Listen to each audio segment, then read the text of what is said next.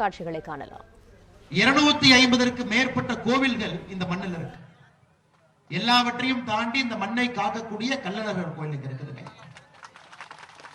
இந்த பகுதியில எல்லோருமே நீங்கள் கொஞ்சம் மனசு கஷ்டப்பட்டீங்க.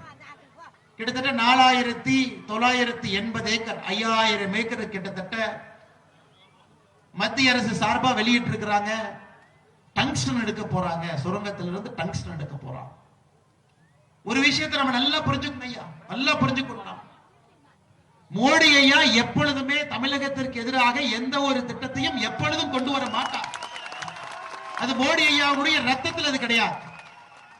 மீத்தேன் ஹைட்ரோ கார்பன் திட்டம் சம்பந்தமே நமக்கு முன்பு இருந்த அரசு கையெழுத்து போட்டாங்க. நாம பதவிக்கு வந்த பிறகு அது டெண்டர் ஆச்சு.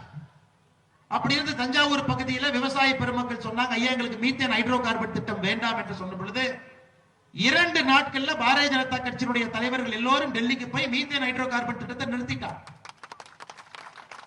இன்னைக்கு இங்க வந்திருக்கக்கூடிய டங்ஸ்டன் திட்டமும் கூட டெல்லியில் அமைச்சர்கள் இருக்கக்கூடிய கிஷன் ரெட்டி ஐயா அவர்களுக்கோ அங்க இருக்கக்கூடிய செயலாளர்களுக்கோ இந்த பகுதி எப்படிப்பட்ட பகுதி, மேலூரை சுற்றி இருக்கக்கூடிய வல்லாளப்பட்டி, அரிட்டாப்பட்டி, இந்த பகுதி எப்படி உங்களுக்கு தெரியாது. யாரும் இங்க வந்து பார்க்க போறது கிடையாது. எந்த அளவுக்கு இங்கே பாசன வசதி இருக்கு. 250 கோவில் இருக்கு, கள்ளழகருடைய கோவில் இருக்கு. 2000 ஆண்டுகளுக்கு பழமையான சமணர் படுகைகள் இங்க இருக்கு. தமிழ் பாரம்பரியத்தினுடைய சான்றாக இருக்கக்கூடிய சுவடுகள் எல்லாம் இங்க இருக்கு. அவங்களுக்கு தெரியாது, தெரியாது. அதனால நாம் புரிஞ்சுக்கணும். தெரியப்படுத்த வேண்டியது நம்முடைய கடமை. மத்திய அரசு கடிதம் எழுதுகிறார். 2023 இந்த பகுதியில் டங்ஸ்டன் இருக்கு அப்படின்னு ஜிஎஸ்ஐ அமைப்பு கண்டுபிடிச்சிருக்கிறாங்க. மத்திய அரசுக்கு ரிப்போர்ட், மாநில அரசுக்கு ரிப்போர்ட் கொடுத்திருக்கிறார். அந்த ரிப்போர்ட் மத்திய அரசு கொடுக்கிறார். இங்க டங்ஸ்டன் இருக்கு. அதை வைத்து மத்திய அரசு மாநில அரசுக்கு ஒரு கடிதம் எழுதுறாங்க. 15/9/2023 இந்த பகுதியில இந்த மாதிரி டங்ஸ்டன் இருக்கு, நாங்க ஏல விட போறோம், நீங்க சொல்லுங்க, கருத்துக்களை சொல்லுங்க. இங்க இருக்கக்கூடிய மாநில அரசு கடிதம் போடுறாங்க. இல்ல இங்க இருக்கக்கூடிய 4890 ஏக்கர்ல வெறும் 477 ஏக்கர் மட்டும்தான் பல்லுயிர் பூங்கா, பயோடைவர்சிட்டியா இருக்குது. மிச்சதெல்லாம் இல்லை. அங்க இருக்கக்கூடிய அதிகாரிகளுக்கு தெரியாதுங்கம்மா. சரி, மாநில அரசு சொல்லி இருக்கிறாங்க 477 ஏக்கர் மட்டும்தான் அந்த மாதிரி இருக்கு. மிச்ச ஏக்கர்ல கோயிலை பத்தி யாரும் சொல்லீங்க, கள்ளழகர் கோயிலை பத்தி யாரும் சொல்லல, ஒருபோக விவசாயத்தை பத்தி யாரும் சொல்லல, பெரியார் அணையிலிருந்து வரக்கூடிய நீர்ப்பாசனத்தை பத்தி யாரும் சொல்ல. உங்களுக்கு என்ன தெரியுங்க? அது டெண்டர் விடுறா. முதல் முறை விட்டு டெண்டர்ல யாருமே எடுக்கலீங்க. ஏப்ரல் மாசத்துல 2024 அப்பொழுதும் மாநில அரசுக்கு தெரியும். 2024 ஜூன் மாசத்துல டெண்டர் விடுறாங்க. அப்பொழுதும் மாநில அரசுக்கு தெரியும். அது நவம்பர் டிசம்பர் மாசத்துல அந்த டெண்டரை எடுத்த பிறகுதான் உங்களுக்கும் தெரியும், எனக்கும் தெரியும், இங்க இருக்கக்கூடிய நம்முடைய ப்ரொஃபசர் ராமஸ்ரீனிவாசன் அவர்களுக்கு தெரியும், இங்க இருக்கக்கூடிய நம்முடைய தலைவர்கள் எல்லோரும் இருக்கிறார், சுசீந்திரன் அவர்களுக்கு தெரியும், கதலி நரசிங்க பெருமாள் அண்ணனுக்கு தெரியும், ராஜசிம்மன் அவர்களுக்கு தெரியும், மாரி சக்கரவர்த்தி அவர்களுக்கு தெரியும், சிவலிங்கத்துக்கு தெரியும். அதன் பிறகு நீங்கள் எல்லாம் ஒரு அறவழி போராட்டம், இந்தியாவே திரும்பி பார்க்கும் அளவுக்கு ஒரு கிராமத்தில் இருக்கக்கூடிய மக்கள் எல்லாம் சொல்லுவாங்க, கிராம மக்கள் எல்லாம் படிக்காதவங்க. 12 அம்பலக்காரர் ஐயா இங்கிருந்து டெல்லிக்கு வந்தாங்க. 12ல 11 பேர்த்துக்கு டெல்லி வடக்கு இருக்கா தெற்கு இருக்கான்னு கூட தெரியாது. டெல்லி பார்த்ததே இல்ல. 12 அம்பலக்காரர் ஐயா பார்த்ததே இல்ல. டெல்லி முதல் முறையா வந்தாங்க. விமானத்தில் ஏறல, முதல் முறையா விமானத்தில் ஏறாங்க. விமானத்தில் ஏறி டெல்லிக்கு வர்றாங்க. ஒரு மத்திய அரசு அதனுடைய அமைச்சர் கிஷன் ரெட்டி ஐயாவுடைய அலுவலகத்துல அங்க போய் 1 மணி நேரம் இருக்கிறாங்க. எனக்கு ஆச்சரியம் என்னன்னா, ஆங்கிலத்தில் பேசுறாங்க. அமைச்சருக்கு தமிழ்ல பேசி புரிய வைக்கிறாங்க. எங்க இருக்கக்கூடிய அம்பலக்காரர் ஐயா அமைச்சர் அவர்களுக்கு ஆங்கிலத்தில் பேசுறாங்க. எங்க ஊர் இப்படிப்பட்ட ஊருங்க ஐயா, இங்க இந்த மண் இப்படிப்பட்ட மண், நீர்ப்பாசன வசதி எல்லாம் பேசுறாங்க. அமைச்சர் அவர்கள் கேட்டுட்டு ஒரே ஒரு வார்த்தை மட்டும் சொன்னாங்க, நான் உங்களுக்கு உறுதி கொடுக்கிறேன், நீங்க குளிர்ல ஏன் டெல்லியில இருக்கிறீங்க, 2 டிகிரி குளிர், நீங்க ஊருக்கு போங்க, நாளைக்கு நான் மோடி ஐயாட்ட பேசிட்டு ரத்து பண்ணி கொடுத்தறேன். அம்பலக்கார ஐயா சொன்னாங்க, ஐயா நாங்க ஊருக்கு போக மாட்டோம், ஏன்னா ஊர் மக்கள்கிட்ட சொல்லிட்டு வந்துட்டோம், நீங்க ஆர்டர் போட்டு கையில கொடுத்தா தான் நாங்க ஊருக்கு போவோம். அது அம்பலக்கார ஐயாவுடைய பெருந்தன்மை. நீங்க ஆர்டர் போட்டு கையில கொடுங்கன்னு சொன்னது அவங்க பெருந்தன்மை. அமைச்சருடைய பெருந்தன்மை என்னன்னா, சரி பரவாயில்ல நீங்க ஊருக்கு போகாதீங்க, என் கூட வந்து என் வீட்லயே தங்கிக்கங்க, நீ ஹோட்டல்ல தங்காதீங்க, வீட்டுல தங்கிக்கங்க, என்னுடைய வீட்டுல தங்கி. ஐயா உங்களுக்கு தெரியும், ஒரு மத்திய அரசுல ஒரு திட்டத்தை ரத்துப்படுத்துவது எவ்வளவு கடினம்னு உங்களுக்கு தெரியும். அவ்வளவு சுலபம் கிடையாது. பல இடத்துக்கு போகணும், கேபினெட்டுக்கு போகணும், அமைச்சரவையினுடைய ஒப்புதல் வாங்கணும், கேபினெட் செக்ரட்டரி வரைக்கும் போகணும். இவங்க எல்லாம் பார்க்கும் பொழுது 3:30 மணிங்க ஐயா, 3:30 மணி. 24 மணி நேரத்திற்குள்ள அடுத்த நாள் காலை 22 டிசம்பர் அடுத்த நாள் காலை சரியா 4:31 மணிக்கு சாயந்தரம் அந்த திட்டத்தை முழுமையாக ரத்து செய்து நம்முடைய மத்திய அமைச்சர் ஐயா கிஷன் ரெட்டி அவர்கள் அறிவித்திருக்கிறார். ஏன்னா உங்களுடைய குரலுக்கு செவி சாய்த்து நீங்க என்ன சொல்றீங்க, உங்களுடைய மண்ணு உங்க கையில தான் இருக்கு. உங்களுடைய மண்ணு உங்க கையை விட்டு போயிடக்கூடாது. அதற்கு மோடி ஐயா எடுத்த முடிவு. இந்தியாவில் எத்தனையோ இடத்துல ஆர்ப்பாட்டம் பண்றாங்க. ஆனா சில ஆர்ப்பாட்டங்கள் நியாயமான ஆர்ப்பாட்டம், சில ஆர்ப்பாட்டம் நியாயம் இல்லாத ஆர்ப்பாட்டம். அரசியல் நம்ம பார்க்கணும். ஆனா உங்களது 100% முழுமையாக நியாயமான, நேர்மையான, நாணயமான ஒரு ஆர்ப்பாட்டம்.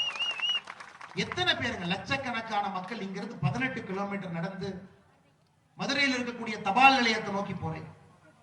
இன்னைக்கு 10 பேர் சேர்ந்தாவே எந்த கண்ணாடி உடையும் என்ன பிரச்சனையாகும் பயந்துட்டு இருக்கிற நேரத்தில் லட்சக்கணக்கான மனிதர்கள் கட்டுக்கோப்பாக மதுரைக்கு போய் உங்களுடைய கோபம் என்ன, ஆக்ரோஷம் என்ன அப்படிங்கறது தெளிவா பேசிக்கிட்டு யாரையுமே தரம் தாழ்ந்து பேசாம இதுதான் பிரச்சனை, எங்களுக்கு நீதி கொடுங்கன்னு கேட்டு வந்த பிறகு எப்படிங்கம்மா மோடி ஐயா உங்களுக்கு செய்யாம இருப்பாங்க? யோசிச்சுப்பாங்க, எப்படி மோடி ஐயா செய்யாம இருப்பாங்க?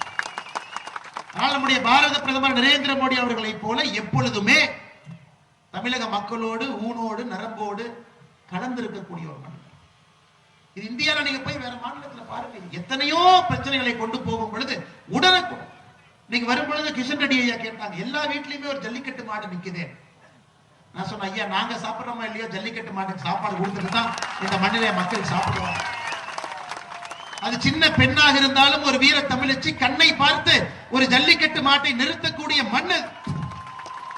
அந்த ஜல்லிக்கட்டு வீர விளையாட்டையும் திரும்பி கொண்டு வந்தது பாரத பிரதமர் நரேந்திர மோடி. யோசிச்சு 3 ஆர்டருங்கம்மா, 3 ஆர்டர் 24 மணி நேரத்தில் 3 அமைச்சரவை போடவே.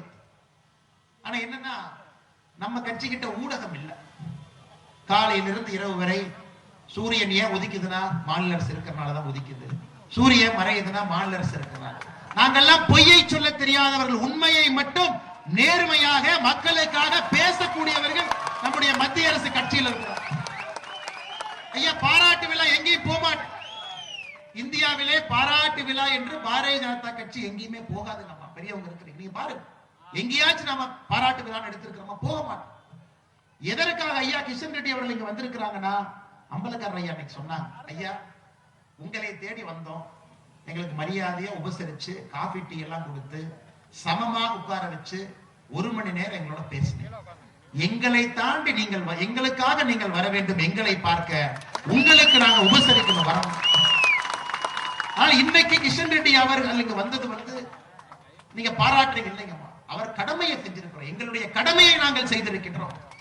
கிஷன் ரெட்டி ஐயா கடமையை செஞ்சிருக்கிறாங்க. மோடி ஐயா உங்களுடைய பேச்சை, உங்களுடைய குரலை கேட்டு எப்பொழுதும் தமிழகத்தின் பக்கம் இருப்பேன் என்பதை மறுபடியும் ஒரு முறை நமக்கு உணர்த்தி இருக்கிறார். இன்னைக்கு கிஷன் ரெட்டி ஐயா அவர்கள் இங்கே வந்தது டெல்லியில் இருந்து ஒரு முக்கியமான அமைச்சர், துறையினுடைய அமைச்சர். ஒரு நாள் முழுவதும், ஏன்னா மதுரைக்கு எப்படி வந்தாங்க பாருங்க, சென்னைக்கு வந்து நைட்டே சென்னைக்கு வந்துட்டாங்க.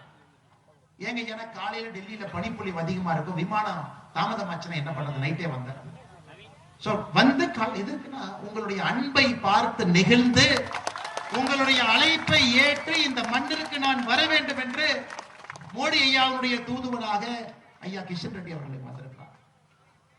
எனக்கு தெரியுங்க ஐயா, இந்த மேடையில அரசியல் பேசக்கூடாது. போன முறை நான் வந்த பொழுது கூட வெள்ளிமலை ஆண்டி சுவாமி திருக்கோவில் முன்பு நின்று அரசியல் பேசலைங்க. மாநில அரசு மத்திய அரசு என்று பேசுவதால் இன்னைக்கு ஒரே விஷயத்தை மட்டும் இங்க இருக்கக்கூடிய மண்ணின் மைந்தர்கள் சொந்தக்காரர்கள் உணர்ந்து கொள்ள வேண்டும். ஏன்னா ஸ்டாலின் ஐயா வந்தாங்க, சில விஷயங்கள் பேசினாங்க. ஆனால் ஸ்டாலின் ஐயாவுக்கு இந்த மேடையில் இருந்து நான் பதில் பேசாமல் சென்று விட்டால் நான் வகிக்கக்கூடிய பொறுப்புக்கு தவறு செய்கின்றேன் என்கின்றார். ஐயா சட்டசபையில தீர்மானம் போட்டனால, சட்டசபையிலே தீர்மானம் போட்டதால் இந்த திட்டம் ரத்து செய்யப்படவில்லை என்பது ஒருவருக்கும் தெரியும். வார வாரம் சட்டசபையிலே தீர்மானம் போடுவது மட்டும்தான் அவங்க வேலை. தமிழக பாஜக தலைவர் அண்ணாமலை ஆவல்லாளப்பட்டியில் உரை நிகழ்த்தினார். அந்த காட்சிகளை பார்த்தும் தொடர்ந்து மற்ற செய்திகளை பார்க்கலாம் ஒரு சிறு இடைவேளைக்கு பிறகு.